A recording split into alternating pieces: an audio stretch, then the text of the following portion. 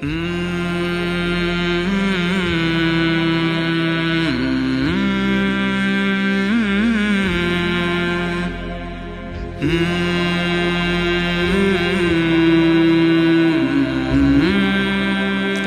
علیکم ورحمۃ اللہ وبرکاتہ۔ الحمدللہ وکفی وسلام علی عبادہ الذین اصطفیٰ وخاصۃ علی محمد رسول اللہ صلی اللہ تعالی علیہ وسلم۔ اما بعد فاعوذ باللہ من الشیطان الرجیم، بسم اللہ الرحمن الرحیم۔ وَكَذَلِكَ جَعَلْنَاكُمْ أُمَّةً وَسَطًا لِتَكُونُوا شُهَدَاءَ عَلَى النَّاسِ، اور ہم نے تمہیں اعتدال والی امت بنایا تاکہ تم دنیا کے لوگوں کے سامنے گواہی دے سکو۔ یہ ایک آیت کا ٹکڑا میں نے پڑھا ہے۔ روزانہ کی تلاوت میں سارا قرآن تو بیان نہیں ہو سکتا، جو آیت پیش کرنی زیادہ ضروری ہوتی ہے اس کو میں کوشش کرتا ہوں ہائی لائٹ کر دوں۔ اس میں اللہ نے ہمیں زندگی گزارنے کا ایک پیمانہ دے دیا، ایک ترازو دے دیا ہے کہ ہم نے تمہیں اعتدال والی امت بنایا ہے۔ اس کی میں مثال دیتا ہوں، جیسے پہلے زمانے میں ترازو ہوتے تھے، اب تو ڈیجیٹل آ گئے۔ تو ترازو ہوتے تھے تو اس میں نا ایک کانٹا ہوتا تھا یہاں ایسے کر کے، اور ادھر دو پلڑے ہوتے تھے۔ تو جب وہ کانٹا بالکل درمیان میں ہوتا تھا، نہ ادھر جھکاؤ نہ ادھر جھکاؤ، تو اس کی اس حیثیت کو اعتدال کہتے ہیں۔ ادھر چلا جائے زیادہ تو بھی شدت پسندی، ادھر چلا جائے زیادہ تو بھی شدت پسندی۔ یوں ہو جائے دین میں بہت زیادہ، یہ بھی اللہ کو پسند نہیں۔ ایسے ہو جائے دنیا میں بہت زیادہ، یہ بھی اللہ کو پسند نہیں۔ اللہ تعالیٰ فرماتے ہیں کہ اپنی زندگی میں عدل پیدا کرو، انصاف پیدا کرو، اعتدال پیدا کرو، کہ جب دنیا میں لگو تو ایسے نہ لگو کہ تمہیں آخرت بھول جائے۔ تم جھوٹ کو حلال کر دو، سود کو حلال کر دو، اور سارے حرام کو کرتے چلے جاؤ کہ جی ہم تو گناہ گار ہیں، ہم تو دنیا دار ہیں۔ یہ بھی انتہا پسندی ہے، یہ اللہ کو پسند نہیں ہے۔ دنیا کی طلب ایک بڑا عمل ہے۔ اللہ کے نبی کا فرمان ہے، من طلب الدنیا حلالا، جس نے رزق حلال کمایا، جس نے دنیا کو حلال راستے سے طلب کیا، اس میں جھوٹ نہیں، اس میں دھوکہ نہیں، فراڈ نہیں، اس میں سود نہیں، اس میں ظلم اور زیادتی نہیں، اس میں وعدہ خلافی نہیں، کسی غلط چیز کی تجارت نہیں، شراب بیچتا ہے یا ڈرگز بیچتا ہے، نسل کو برباد کرتا ہے۔ تو جس نے حلال راستے سے دنیا کو کمایا، استعفافاً عن المسئلہ، کہ مجھے مانگنا نہ پڑے لوگوں سے، میں خوددار بن کے زندگی گزاروں۔ سعیاً علی اہلہ، اپنے بچوں پہ خرچ کرنے کے لیے کہ وہ عزت کی زندگی گزاریں۔ تعطفاً علی جارہ، اپنے آس پاس کے غریب لوگوں پر خرچ کرنے کے لیے، جو صبح بازار جاتا ہے اور اپنی جاب پر جاتا ہے، اپنی مزدوری پر جاتا ہے، وہ ریڑھی پر بیٹھتا ہے یا بہت بڑے پروجیکٹ کے آفس میں بیٹھتا ہے، اگر یہ چار باتیں اس کے اندر ہیں، حلال کماتا ہے، جابین رشوت نہیں لیتا، غلط کام نہیں کرتا، کسی کی فائل نہیں روکتا، بچوں پہ خرچ کرنے کے لیے اور پڑوسیوں کو نوازنے کے لیے، غریب پڑوسیوں پر خرچ کرنے کے لیے، اور سوال سے بچنے کے لیے۔ جو دنیا کو کماتا ہے تو اب آپ خوشخبری سنیں، لقی اللہ تعالی یوم القیامہ وجہہ مثل القمر لیلۃ البدر، قیامت کے دن وہ اللہ سے ایسے ملے گا کہ اس کا چہرہ 14ویں رات کے چاند کی طرح چمکتا ہوگا۔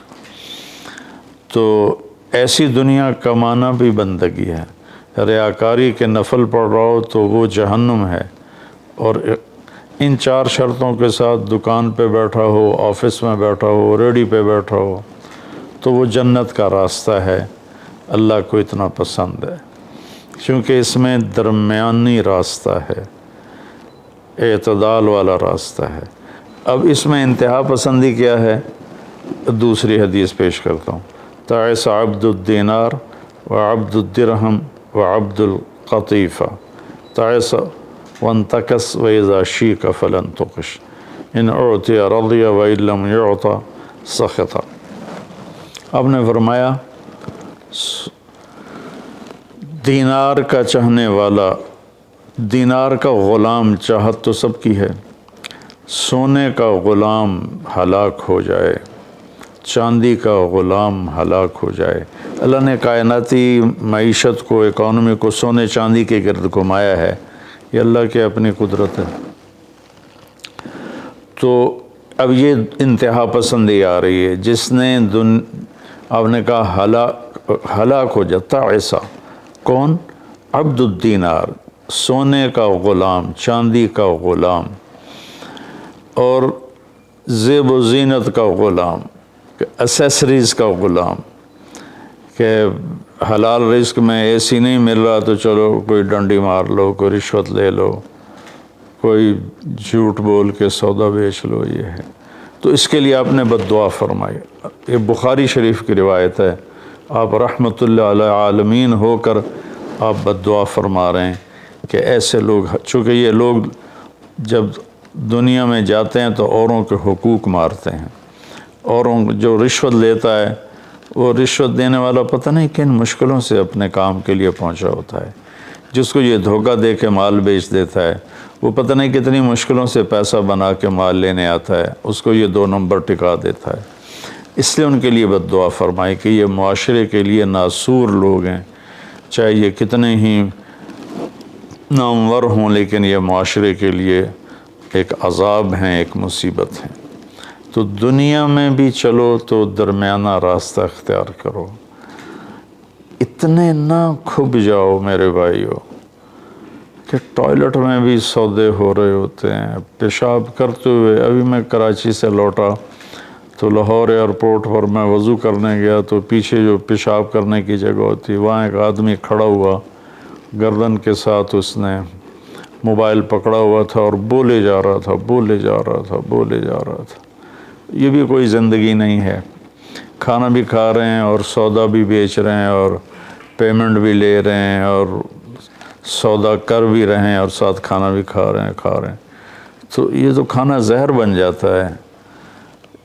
دماغ کی طرف سے آرڈر جاتا ہے کہ کھانا آ گیا ہے، تیار ہو جاؤ، معدے کو آرڈر ملتا ہے، ساتھ ہی فون کی گھنٹی بجتی ہے، فون اٹھاتا ہے تو آرڈر فون کی طرف چلا جاتا ہے، معدے کو آرڈر نہیں جاتا، غذا زہر بن جاتی ہے۔ تو ایسی دنیا کما کے کیا کرنا جس میں آپ کی صحت ہی برباد ہو جائے اور آپ اتنے مصروف ہو جائیں کہ گھر میں آ کر بھی کوئی بچوں سے دلچسپی نہیں، بس اپنے موبائل پر یا سودے کر رہے ہیں یا موبائل پہ کوئی گیمیں کھیل رہے ہیں یا کوئی مووی دیکھ رہے ہیں یا کوئی ڈرامہ دیکھ رہے ہیں۔ کتنی مائیں ہیں جو اس طرح اپنے بچوں کو جھٹک دیتی ہیں، وہ ڈرامہ دیکھ رہی ہوتی ہیں یا کوئی مووی دیکھ رہی ہوتی ہیں یا کوئی کلپ دیکھ رہی ہوتی ہیں، تو بچہ آتا ہے تو اس کو ہوں ہاں کر کے ٹال دیتی ہیں۔ میرے بھائیوں، میری بہنوں، اپنی زندگی کو وہ درمیان میں لاؤ، درمیان۔ میں آپ کو مثال دیتا ہوں، گاڑی کے چاروں ٹائر میں ہوا بیلنس ہو تو گاڑی صحیح چلتی ہے، چاہے ایف ایکس کیوں نہ ہو، اور اگر ہوا اوپر نیچے ہے، بیلنس نہیں ہے، تو مرسڈیز بھی ہوگی تو وہ چلنے میں آپ کو تکلیف دے گی۔ ایک گاڑی ہے، انسان بھی، اس کو بھی بیلنس آف لائف چاہیے۔ یہ گھر میں آؤ تو گھر کے ہو جاؤ، فون آف کر دو، اور اپنے بچوں سے بات کرو، بیوی سے بات کرو، ان کے ساتھ بیٹھو، ان سے گپ شپ کرو، اور گھر کی باتیں کرو، گھر کے مسائل ذکر کرو، باہر کے مسائل کو گیٹ پہ چھوڑ کے آ جایا کرو۔ تو یہ تو دنیا ہے نا، اللہ نے اس میں ناپسند کیا ہے کہ ہم اپنے آپ کو زیادہ کھو پائیں، لیکن دین میں بھی اللہ نے ناپسند کیا ہے کہ ہم اس میں زیادہ لگ جائیں۔ لا تغلو فی دینکم، اپنے دین میں انتہا پسندی پہ مت جاؤ۔ اللہ نے اپنے محبوب سے فرمایا فلا تذهب نفسك علیہم حسرات، میرے نبی آپ ان غیر مسلموں کو تبلیغ کرتے ہوئے اتنا دکھ نہ اٹھائیں کہ آپ خود آہیں بھرتے بھرتے فوت ہو جائیں۔ اللہ نے اپنے نبی سے فرمایا، نماز لمبی کی تو اللہ نے اس سے منع فرما کر فرمایا کہ ما انزلنا علیک القرآن لتشقی۔ اللہ نے اپنے نبی سے اعتدال مانگا، لا تبسطھا کل البسط، میرے نبی آپ مال خرچ کریں لیکن سارا نہ خرچ کریں، کچھ بچا کے بھی رکھیں۔ اللہ نے اپنے محبوب سے فرمایا، اس لیے تو اللہ نے زکوٰۃ کا نظام چلایا۔ تو اور ایک حدیث پہ پیش کرتا ہوں، 3 صحابہ آئے حضرت عائشہ رضی اللہ عنہ کے پاس کہ اللہ کے نبی کی رات کیسی ہوتی ہے، تو انہوں نے فرمایا کہ سوتے بھی ہیں اور اٹھتے بھی ہیں، نفل بھی پڑھتے ہیں، بلکہ آپ کی بہت خوبصورت عادت تھی، جب آپ تہجد سے فارغ ہو جاتے تو یوں کر کے لیٹ جاتے، ایسے کر کے، اور حضرت عائشہ رضی اللہ تعالیٰ عنہ بھی اٹھ جاتی تو آپ ان کے ساتھ اسی حال میں باتیں کرتے، گپ شپ لگاتے، تہجد کے وقت میں اپنی بیگم سے پیار محبت کی باتیں ہو رہی ہیں، اتنے میں حضرت بلال اذان دیتے تو آپ اٹھ کے 2 رکعت سنت ادا کرتے اور نماز پڑھانے کے لیے مسجد تشریف لے جاتے تھے۔ تو اتنی اعتدال کی لائف تھی، ہنسی مذاق فرماتے تھے، اور حضرت عائشہ رضی اللہ عنہ کو لقمے بنا کے کھلاتے تھے، ان کو آٹا گوندھ کے دیتے رہے جب تک حضرت عائشہ رضی اللہ عنہ کو آٹا گوندھنا نہیں آیا، کہ وہ چھوٹی عمر میں ان کی شادی ہوئی تھی۔ تو انہوں نے جب یہ سنا تو کہنے لگے وہ تو اللہ کے نبی ہیں، وہ تو کچھ بھی نہ کریں، بخشے بخشائے ہیں، ہمیں تو کچھ کرنا چاہیے، کیا کریں؟ ایک نے کہا میں ساری رات نہیں سوؤں گا، نفل پڑھوں گا، کتنی اچھی نیت کی ہے۔ دوسرے نے کہا میں ساری زندگی روزے رکھوں گا، کبھی افطار نہیں کروں گا، کتنی اچھی نیت ہے۔ تیسرے نے کہا میں شادی نہیں کروں گا، بس اللہ کی عبادت کروں گا اور اللہ کے راستے میں جہاد کروں گا، کتنی اچھی نیت ہے۔ آپ کو پتہ چلا تو آپ نے تینوں کو بلا لیا۔ تو آپ نے ان کو ڈانٹ پلائی، تم میرے اللہ کو مجھ سے زیادہ جانتے ہو،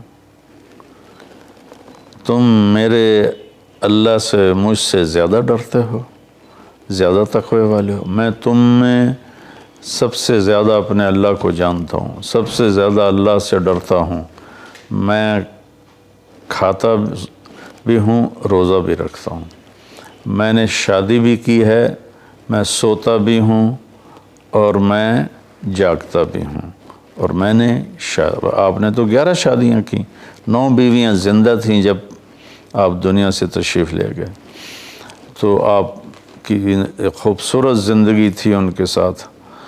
تو آپ نے تینوں کو ڈانٹا اور فرمایا کہ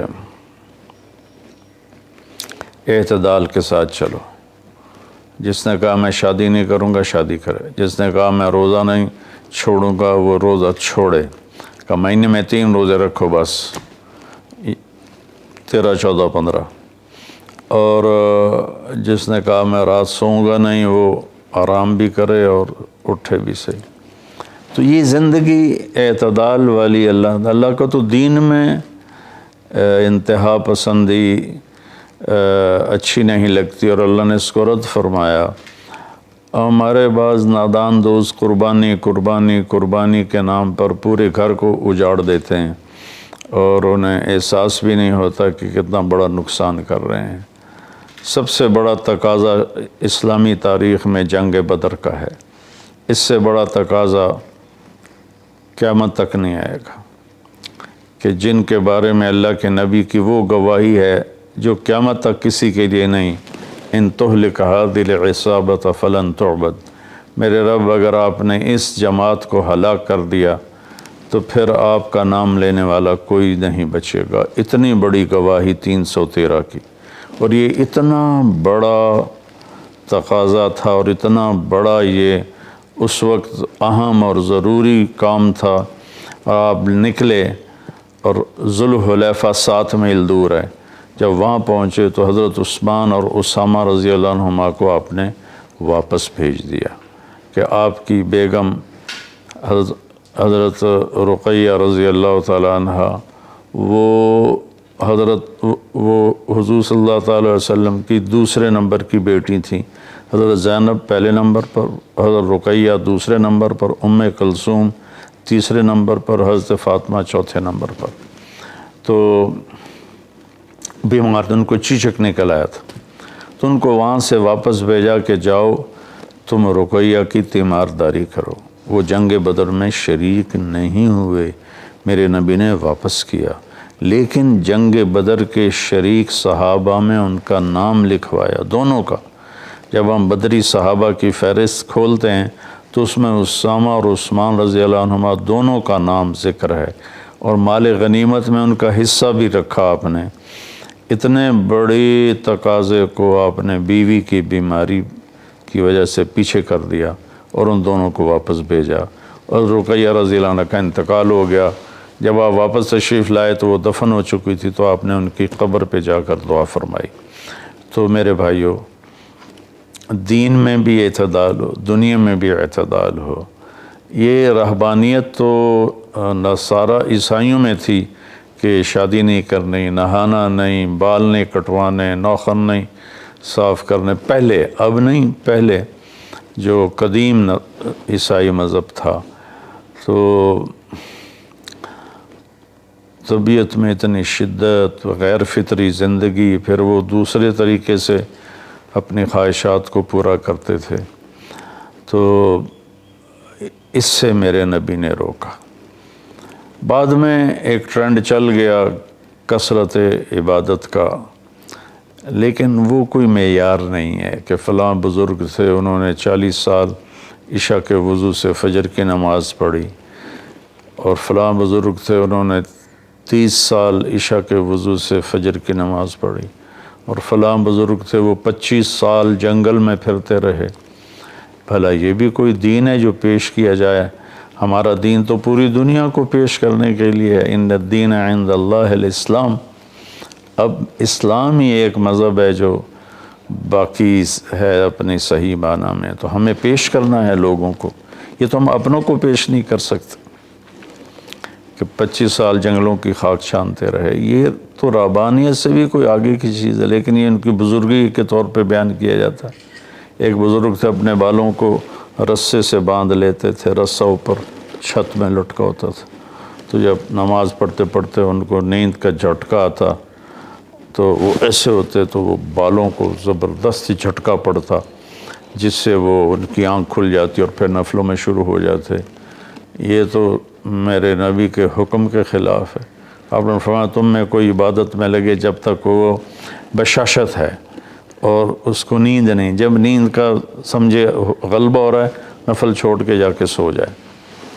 تو بعد میں یہ ایسی چیزیں پیدا ہوئیں کہ سارا سال روزے رکھنا، اور کبھی ایسا کہ ساری رات جاگنا، یہ کوئی دین نہیں ہے، یہ وہ دین نہیں ہے جسے ہم پیش کر سکیں۔